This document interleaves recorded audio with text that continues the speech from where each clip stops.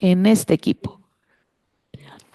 En este seminario constructivista, nunca de los jamases, aunque nos veamos 5, 10, 30, 40, 70 minutos, 80 o 2 horas, vamos a decir que no vimos casi nada, porque siempre empezamos con cuestiones muy importantes. Así que en la sesión anterior estuvimos viendo teorías institucionales y distinguimos la diferencia entre las teorías institucionales y el derecho como institución, teniendo muy claro que para todo razonamiento científico, jurídico, vamos a necesitar hacer taxonomías. Las taxonomías son clasificaciones horizontales y verticales donde tenemos que decir cuál es el género, cuál es la especie, qué es más abarcador, qué es menos abarcador, y tenemos que usar no solo estas taxonomías, estas metodologías, sino también siempre, siempre, siempre, siempre marcos teóricos y conceptuales. Y entonces dijimos que no está en nuestro programa específico, pero Neil McCormick es uno de los que ha escrito más acerca de las teorías institucionales del derecho. Neil McCormick así se escribe y vemos algunos de los textos. Legal Reasoning and Legal Theory, que estamos precisamente en la clase que se llama Introducción al Estudio del Derecho y tenemos que saber qué es teoría, cuáles son las teorías legales, cuáles están detrás de los principales corrientes, qué diferencia existe entre teoría y conceptos. Todas las teorías tienen conceptos, pero hay conceptos que están descontextuados de una teoría. Entonces, no quiero que se me revuelvan. Bueno, cuestionando la soberanía. Tenemos aquí una gama. Por ejemplo, ¿quién está afraid? Who's afraid of European Constitution? ¿Quién está espantado o quién le teme a la Constitución Europea? ¿Sí? Aquí vemos estos textos importantes y vemos que, bueno, también ha estudiado con profundidad el tema de las corrientes y las teorías de Herbert L. Hart, que nos habló sobre el lenguaje en el derecho, que no lo había visto para nada Kelsen. Ajá. Y bueno, también algo que nos interesa mucho es este texto, Neil McCormick y la razón práctica. Pero ¿por qué más podría ser importante Neil McCormick? Siempre tenemos que tener muy claves sus indicadores. Aquí estamos trabajando con indicadores. Cuándo nacen, cuándo mueren, dónde lo hacen, a quién influencian. Aquí podemos ver qué nos dice, por ejemplo, la wiki diccionario en la Wikipedia. Acá vemos a don Neil McCormick y vemos que la Wikipedia siempre nos da una pequeña estructura, su vida, su carrera académica, cuando empieza a publicar, qué es lo primero que le interesa, para que podamos entender su pensamiento. No podemos entender el pensamiento de quien sea, de tu mamá, del presidente de tal república, de tal teórico, del papa, si no tomamos en cuenta este contexto, estos indicadores. Entonces, vida y carrera, carrera política, trabajos académicos. Por ejemplo, Gabino Fraga.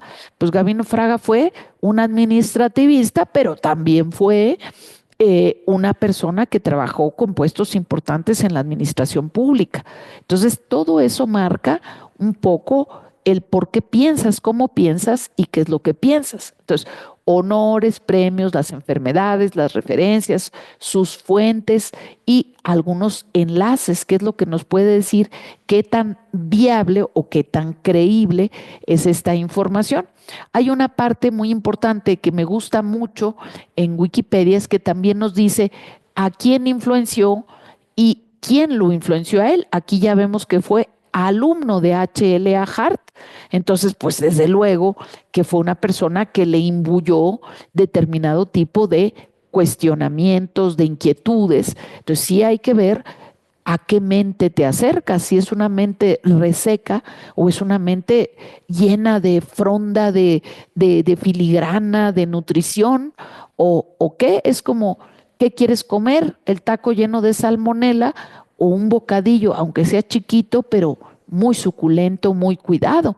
Es lo que tú te vas metiendo por los ojos, por la nariz, por los oídos, por donde sea. Hay que ser un poquito más selectos, aunque hay por ahí algunos estudiantes que me dicen, ay, pues yo con lo que caiga. Bueno, pues allá tú, ¿verdad? Bueno, entonces acá tenemos muy importantes sus datos. Ajá, nace un 27 de mayo de 1941 en Escocia y muere el 5 de abril de 2009 en Escocia. Entonces, ¿de qué nacionalidad es Neil McCormick? Pues es escocés y nacionalidad británica. Sus fuentes, sus aportes, empezamos por sus obras, ya sabemos de quién es estudiante, ya sabemos que es un qué.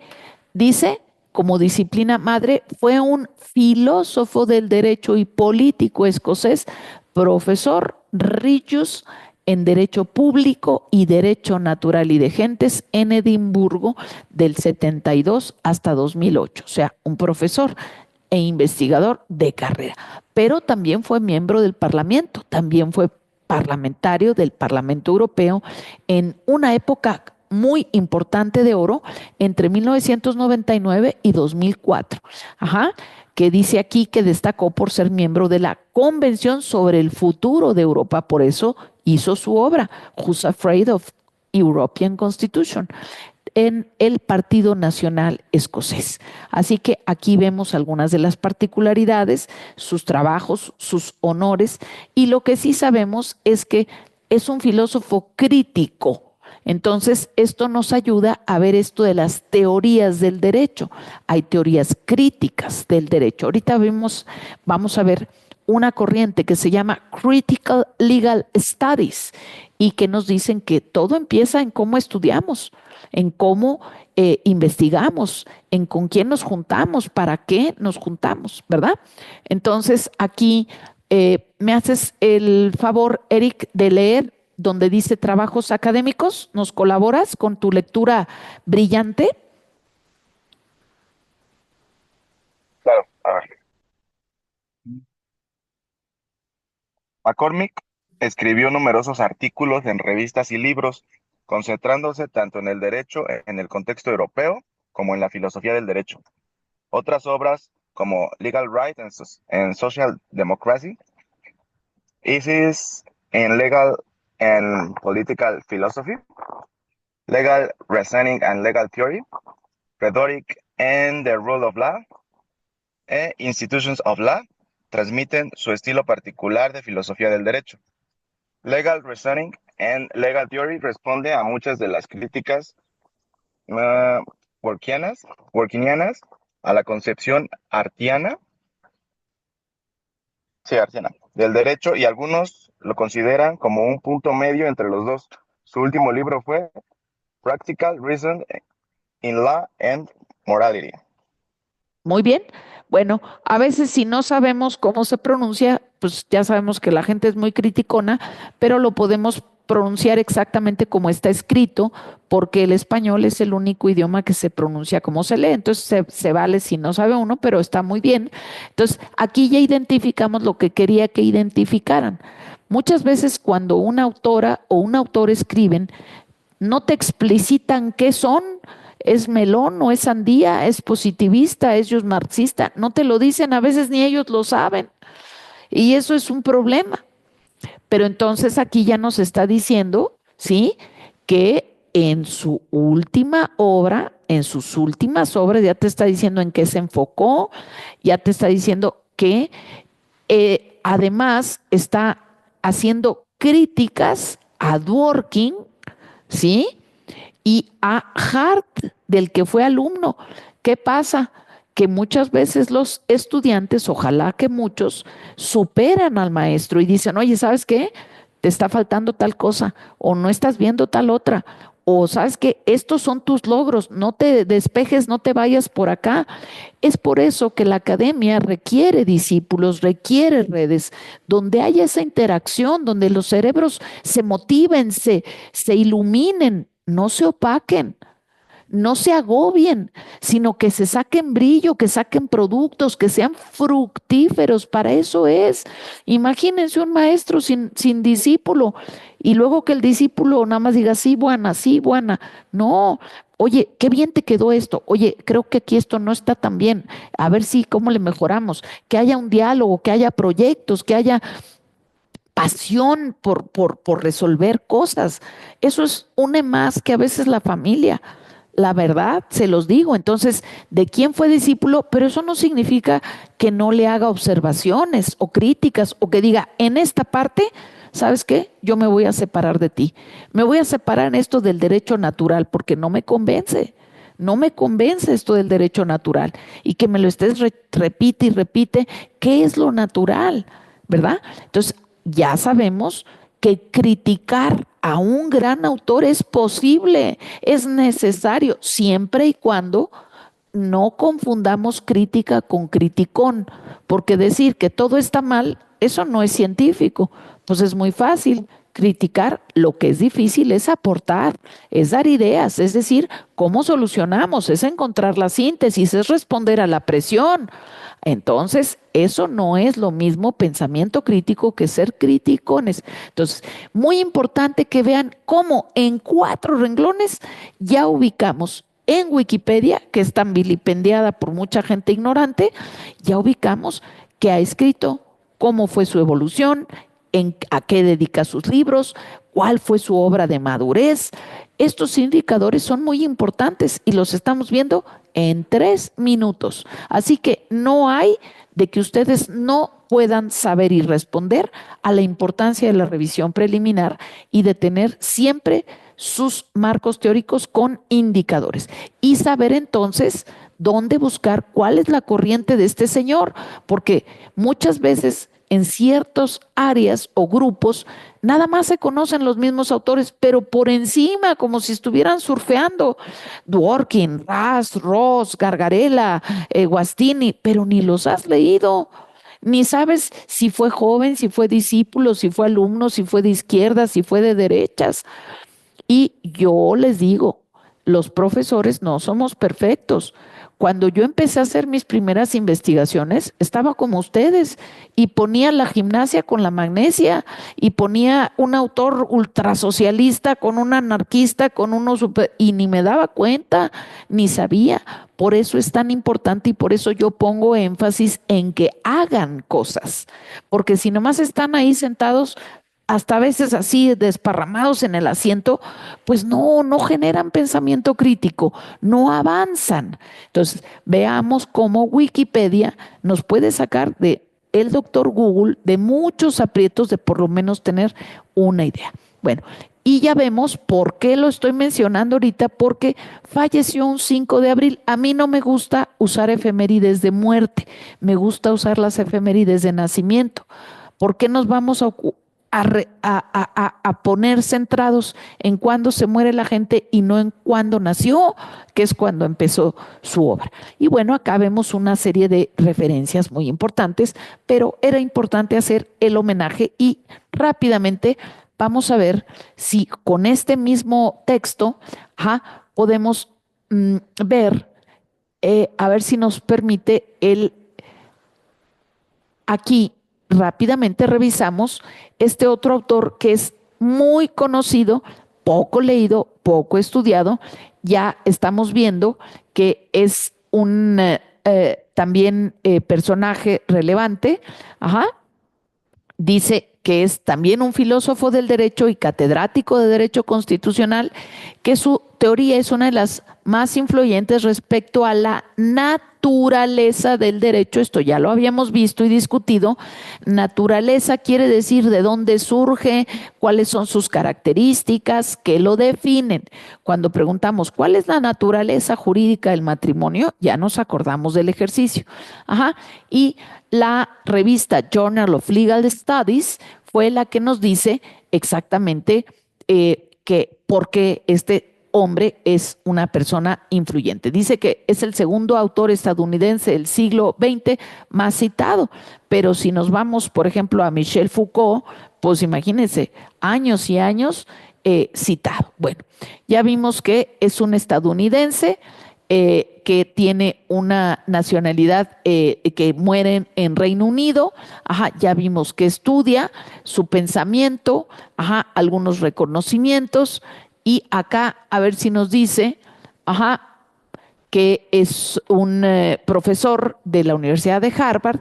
Y ahorita voy a ponerle aquí esto que no, pero le vamos a ver si tenemos acá en sus referencias, en su obra, para que la conozcamos, algunos de sus libros, que pues ni modo que no conozcamos. Taking Rights Seriously, tomar los derechos en serio, en serio. Todas estas son teorías del derecho que van nutriendo desde donde el autor o la autora están observando esos componentes básicos del derecho o algunos fenómenos jurídicos particulares. Entonces, cuando les digan a ustedes marco teórico, ni modo que se queden pasmados, ni modo que no sepan citar a todos los autores y autoras que hemos ido revisando y que van concibiendo al derecho de diferente manera.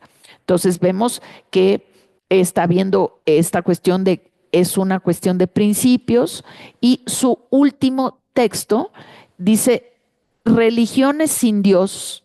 ¿Por qué? Porque a Dworkin se le acusa mucho de que es muy justnaturalista, abstracto, y que a veces vuelve a caer con esta pregunta: ¿cuál es la naturaleza del derecho, de lo inalienable? Y saliéndose de un contexto histórico, como si la persona tuviera ese corazón universal permanente sin importar las épocas.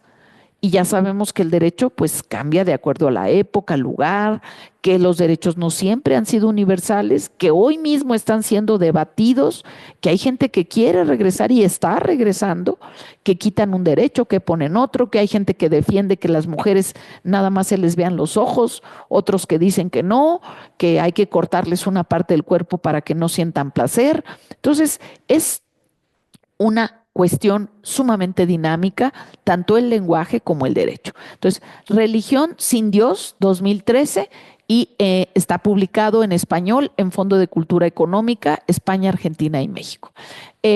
Por supuesto que hay análisis sobre la Suprema Corte.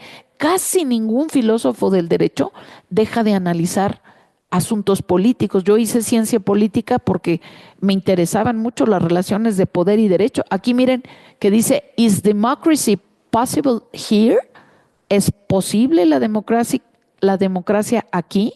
Entonces es muy importante que los juristas no sean cuadraditos y nada más vean artículos, sino ver cómo piensan, en qué contexto piensan, qué otras cosas leen, ¿sí? ¿Qué les interesa? Si es una persona renacentista, polímata, interesada en muchas cosas o nada más en algunas. Y ya se nos está yendo el tiempo, pero hoy vimos dos teóricos muy importantes, contemporáneos, que son teorías contemporáneas que ustedes tienen que ver, y les voy a encargar que solitas y solitos hagan su ejercicio sobre qué es más grande. Uno, ¿qué es más grande? ¿A dónde se lo ponemos? ¿Justicia, derecho o ley?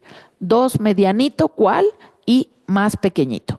Esa será la forma en que pasaré lista el viernes, y que leamos un poquito. Miren, son muy poquitos párrafos del pensamiento de Dworkin. Aquí ya tenemos, yo les voy a poner en el examen unas columnas, autores, autoras y algunos libros para ver si los pueden correlacionar. Así que vayamos viendo cómo ustedes pueden hacer aquí un pequeño resumen para decir cuál es la postura epistémica, a dónde se ubica, a qué corresponde el pensamiento de Ronald Dworkin. Y si nosotros vamos al buscador, este buscador a mí no me gusta, pero le ponemos, por ejemplo, PDF. Aquí vamos a ver qué tenemos en este repositorio maravilloso, gratuito, que es Internet, y aquí ya nos dice, bueno, tengo la teoría del razonamiento jurídico, lo tengo aquí en PDF, tengo varias partes, argumentación e interpretación, que muchos autores contemporáneos copian hasta el título, ¿sí? Hasta el título, argumentación e interpretación, vemos que es un autor muy importante para temas de argumentación. Y vamos, ya que estamos en esto cerrando, vamos a terminar rápidamente por Ricardo Guastini, interpretación, PDF. Ajá. Y aquí vemos argumentar e interpretar. Igualito el mismo título que McCormick, para que vean, es como si no sabemos nada de cine o de música. Ay, mira qué canción tan innovadora. Y es un copy-paste o una fusión de música de los años 20 o de los 50. Para eso sirve investigar, ¿verdad? Y para muchísimas, muchísimas cosas más. Bueno, entonces vamos a empezar cada sesión siempre preguntando qué vimos, qué te motivó, qué aprendiste, y necesitamos el lunes tener una síntesis de dudas de la unidad 1, 2 y 3. ¿Qué preguntas todavía tengo dudas? ¿Qué preguntas faltan por contestar? Porque el lunes terminamos todo lo que ustedes querían saber de la unidad 1, 2 y 3 de la materia Introducción al Estudio del Derecho. Así que tenemos tarea, tenemos ejercicios, tenemos motivación. Nos vemos el viernes, como ya quedamos, dejamos de grabar y tenemos ya motivación y planeación para el próximo lunes. Un abrazo, muchas gracias, hasta pronto.